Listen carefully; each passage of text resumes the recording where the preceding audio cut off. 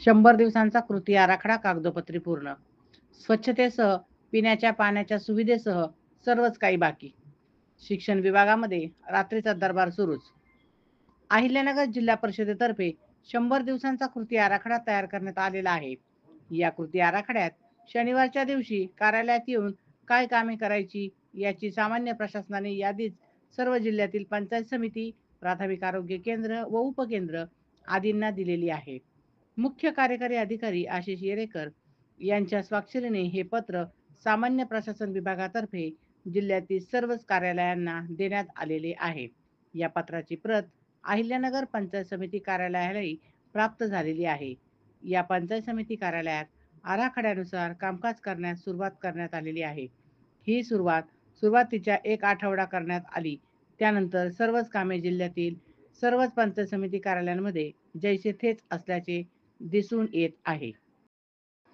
Up down करणारे कर्मचारी कार्यालयामध्ये शनिवारच्या वेळी फिरकलेच नसल्याची चर्चा नेवासे, अकोले, संगमनेर, शेवगाव, पाथर्डी, कर्जत, पारनेर, श्रीरामपूर, राहुरी आदी पंचायत समितीत सुरू आहे. 100 दिवसांच्या कृती आराखड्यात संकेतस्थळ अद्ययावत करणे, सुकर जीवनमान, स्वच्छता, जनतेच्या तक्रारींचे निवारण, कार्यालयातील सोयी व सुविधा, गुंतवणूक प्रसार, क्षेत्रीय कार्यालयांना भेटी या कामाचे उद्दिष्ट आहे. यातील 1 ते 2 कामे जिल्ह्यातील काही पंचायत समितीत पूर्ण झालेली असून उर्वरित कामे जैसे थेच असल्याची चर्चा आहे.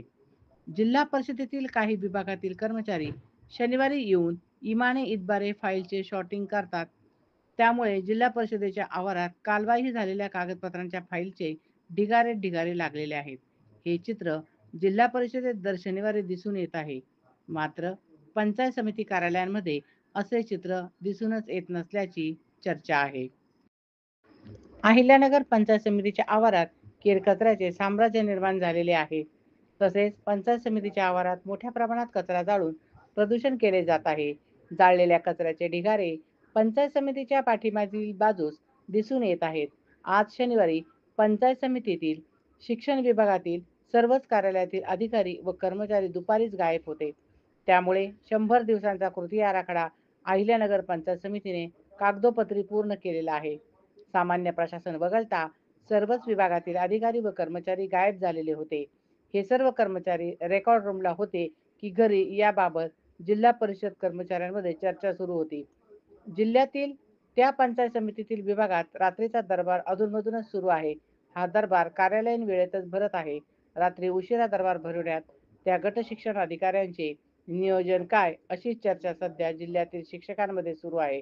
दिवसभर संबंधित अधिकारी कार्यालयात उपस्थित नसतात.